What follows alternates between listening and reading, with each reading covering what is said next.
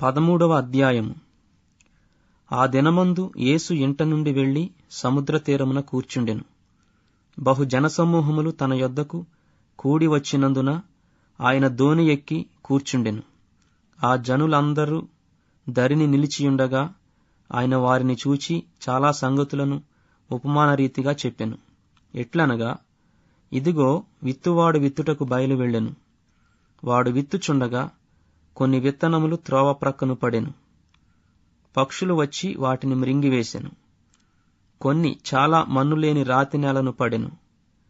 అక్కడ మన్ను లోతుగా ఉండనందున అవి వెంటనే మొలిచెను. గాని సూర్యుడు ఉదయించినప్పుడు అవి మాడి వేరు లేనందున ఎండిపోయెను.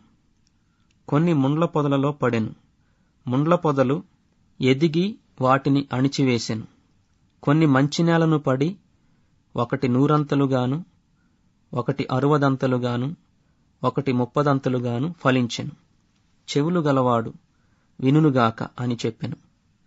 తరువాత శిష్యులు వచ్చి, నీవు ఉపమాన రీతిగా ఎందుకు వారితో మాట్లాడుచున్నావని ఆయనను అడుగగా, ఆయన వారితో ఇట్లనెను, పరలోకరాజ్య మర్మములు ఎరుగుట మీకు అనుగ్రహింపబడి ఉన్నది, కాని వారికి అనుగ్రహింపబడలేదు. కలిగిన వానికే ఇయ్యబడును, వానికి సమృద్ధి కలుగును. లేనివానికి కలిగినదియు వాని యొద్ద నుండి తీసివేయబడును. మరియు వారు చూచిచుండియు చూడరు, వినుచుండియు వినకయు గ్రహింపకయు నున్నారు. ఇందునిమిత్తము నేను ఉపమాన రీతిగా వారికి బోధించుచున్నాను. ఈ ప్రజలు కన్నులారా చూచి, చెవులారా విని, హృదయముతో గ్రహించి, మనస్సు త్రిప్పుకొని నా వలన స్వస్థత పొందకుండునట్లు వారి హృదయము క్రొవ్వినది. వారి చెవులు వినుటకు మందములైనవి. వారు తమ కన్నులు మూసుకునియున్నారు గనుక మీరు వినుట మట్టుకు విందురు గాని గ్రహింపనే గ్రహింపరు, చూచుట మట్టుకు చూతురు గాని ఎంతమాత్రమును తెలుసుకొనరు అని యెషయా చెప్పిన ప్రవచనము వీరి విషయమై నెరవేరుచున్నది. అయితే మీ కన్నులు చూచుచున్నవి గనుక అవి ధన్యములైనవి. మీ చెవులు వినుచున్నవి గనుక అవి ధన్యములైనవి. అనేక ప్రవక్తలను నీతిమంతులను మీరు చూచు వాటిని చూడగోరియు చూడకపోయిరి, మీరు వినువాటిని వినగోరియు వినకపోయిరని మీతో నిశ్చయముగా చెప్పుచున్నాను. విత్తువాని గూర్చిన ఉపమాన భావము వినుడి. ఎవడైనను రాజ్యమును గూర్చిన వాక్యము వినియు గ్రహింపకయుండగా దుష్టుడు వచ్చి వాని హృదయములో విత్తబడిన దానిని ఎత్తుకొని పోవును. త్రోవ ప్రక్కను విత్తబడినవాడు వీడే. రాతి నేలను విత్తబడినవాడు వాక్యము విని వెంటనే సంతోషముతో దానిని అంగీకరించువాడు. అయితే అతనిలో వేరు లేనందున అతడు కొంతకాలం నిలుచును, గాని వాక్యము నిమిత్తము శ్రమ అయినను హింస అయినను కలుగగానే అభ్యంతరపడును. ముండ్ల పొదలలో విత్తబడినవాడు వాక్యము వినువాడే గాని ఐహిక విచారమును ధనమోసమును ఆ వాక్యమును అణిచివేయును గనుక వాడు నిష్ఫలుడవును. మంచి నేలను విత్తబడినవాడు వాక్యమును విని గ్రహించువాడు.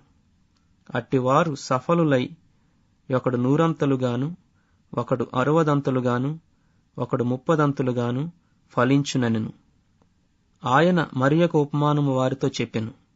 ఏమనగా, పరలోక రాజ్యము తన పొలములో మంచి విత్తనము విత్తిన ఒక మనుష్యుని పోలియున్నది. మనుష్యులు నిద్రించుచుండగా అతని శత్రువు వచ్చి గోధుమల మధ్యను గురుగులు విత్తిపోయెను. మొలకలు పెరిగి గింజ పట్టినప్పుడు గురుగులు కూడా ఆగపడెను. అప్పుడు ఇంటి యజమానుని దాసులు అతని యొద్దకు వచ్చి, అయ్యా, నీవు నీ పొలములో మంచి విత్తనము విత్తితివి గదా, అందులో గురుగులెక్కడి నుండి వచ్చినవని అడిగిరి. ఇది శత్రువు చేసిన పని అని అతడు వారితో చెప్పగా, ఆ దాసులు, మేము వెళ్లి వాటిని పెరికి కూర్చుట నీకిష్టమా అని అతనిని అడిగిరి. అందుకతడు, వద్దు, గురుగులను పెరుకుచుండగా వాటితో కూడా ఒకవేళ గోధుమలను పెళ్లగింతురు. కోతకాలము వరకు రెంటినీ కలిసి ఎదుగనీయుడి. కోతకాలముందు గురుగులను ముందుగా కూర్చి వాటిని కాల్చివేయుటకు కట్టలు కట్టి గోధుమలను నా కొట్టులో చేర్చిపెట్టుడని కోతగాండ్రతో చెప్పుదుననెను. ఆయన మరియొక ఉపమానము వారితో చెప్పెను. పరలోకరాజ్యము ఒకడు తీసుకుని తన పొలములో విత్తిన ఆవగింజను పోలియున్నది. అది విత్తనములన్నిటిలో చిన్నదే గాని పెరిగినప్పుడు కూరమొక్కలన్నిటిలో పెద్దదై ఆకాశపక్షులు వచ్చి దాని కొమ్మలయందు నివసించునంత చెట్టగును. ఆయన మరియొక ఉపమానము వారితో చెప్పెను. పరలోకరాజ్యము ఒక స్త్రీ తీసుకుని పిండి అంతయు పులిసి పొంగు వరకు 3 కుంచముల పిండిలో దాచిపెట్టిన పుల్లని పిండిని పోలియున్నది. నేను నా నోరు తెరచి ఉపమానరీతిగా బోధించెదను. లోకము పుట్టినది మొదలుకొని మరుగు చేయబడిన సంగతులను తెలియజెప్పెదను అని ప్రవక్త చెప్పిన మాట నెరవేరునట్లు యేసు ఈ సంగతులనన్నిటినీ జనసమూహములకు ఉపమానరీతిగా బోధించెను. ఉపమానము లేక వారికేమీ బోధింపలేదు. అప్పుడాయన జనసమూహములను పంపివేసి ఇంటిలోనికి వెళ్ళగా ఆయన శిష్యులు ఆయన యొద్దకు వచ్చి, పొలములోని గురుగులను గూర్చిన ఉపమాన భావము మాకు తెలియజెప్పుమనిరి. అందుకాయన ఇట్లనెను. మంచి విత్తనము విత్తువాడు మనుష్యకుమారుడు. పొలము లోకము, మంచి విత్తనములు రాజ్య సంబంధులు, గురుగులు దుష్టుని సంబంధులు. వాటిని విత్తిన శత్రువు అపవాది. కోత యుగ సమాప్తి. కోత కోయువారు దేవదూతలు. గురుగులు ఎలాగు కూర్చబడి అగ్నిలో కాల్చివేయబడునో అలాగే యుగ సమాప్తియందు జరుగును. మనుష్య కుమారుడు తన దూతలను పంపును. వారాయన రాజ్యములో నుండి ఆటంకములగు సకలమైన వాటిని దుర్నీతి పరులను సమకూర్చి అగ్నిగుండములో పడవేయుదురు. అక్కడ ఏడ్పును పండ్లు కొరుకుటయును ఉండును. అప్పుడు నీతిమంతులు తమ తండ్రి రాజ్యములో సూర్యుని వలె తేజరిల్లుదురు. చెవులు గలవాడు వినుగాక. పరలోక రాజ్యము పొలములో దాచబడిన ధనమును పోలియున్నది. ఒక మనుష్యుడు దాని కనుగొని దాచిపెట్టి అది దొరికిన సంతోషముతో వెళ్లి తనకు కలిగినదంతయు అమ్మి ఆ పొలమును కొనును. మరియు పరలోక రాజ్యము మంచి ముత్యములను కొన వెదుకుచున్న వర్తకుని పోలియున్నది. అతడు అమూల్యమైన ఒక ముత్యమును కనుగొని పోయి తనకు కలిగినదంతయు అమ్మి దాని కొనును.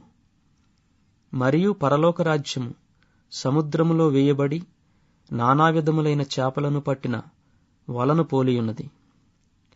అది నిండినప్పుడు దానిని దరికిలాగి కూర్చుండి మంచివాటిని గంపలలో చేర్చి చెడ్డవాటిని బయట పారవేయుదురు. అలాగే యుగ సమాప్తియందు జరుగును. దేవదూతలు వచ్చి నీతిమంతులలో నుండి దుష్టులను వేరుపరిచి వీరిని అగ్నిగుండములో పడవేయుదురు. అక్కడ ఏడ్పును పండ్లు కొరుకుటయును ఉండును. వీటినన్నిటినీ మీరు గ్రహించితిరా అని వారిని అడుగగా వారు గ్రహించితిమనిరి. ఆయన అందువలన పరలోక రాజ్యంలో శిష్యుడిగా చేరిన ప్రతి శాస్త్రియు తన ధననిధిలో నుండి క్రొత్త పదార్థములను పాత పదార్థములను వెలుపలికి తెచ్చి ఇంటి యజమానుని పోలియున్నాడని వారితో చెప్పెను. యేసు ఈ ఉపమానములు చెప్పి చాలించిన తరువాత ఆయన అక్కడి నుండి వెళ్లి స్వదేశమునకు వచ్చి సమాజ మందిరములలో వారికి బోధించుచుండెను. అందువలన వారు ఆశ్చర్యపడి, ఈ జ్ఞానమును ఈ అద్భుతములను ఇతనికి ఎక్కడి నుండి వచ్చినవి? ఇతడు వడ్లవాని కుమారుడు కాడా? ఇతని తల్లి పేరు మరియ కాదా? యాకోబు, యోసేపు, సీమోను, యోదా ఎనువారు ఇతని సోదరులు కారా? ఇతని సోదరీమణులందరూ మనతోనే ఉన్నారు కారా? ఇతనికి ఈ కార్యములన్నీ ఎక్కడి నుండి వచ్చినని చెప్పుకొని ఆయన విషయమై అభ్యంతరపడిరి. అయితే యేసు ప్రవక్త తన దేశములోను తన ఇంటను తప్ప మరి ఎక్కడనైనను ఘనహీనుడు కాడని వారితో చెప్పెను.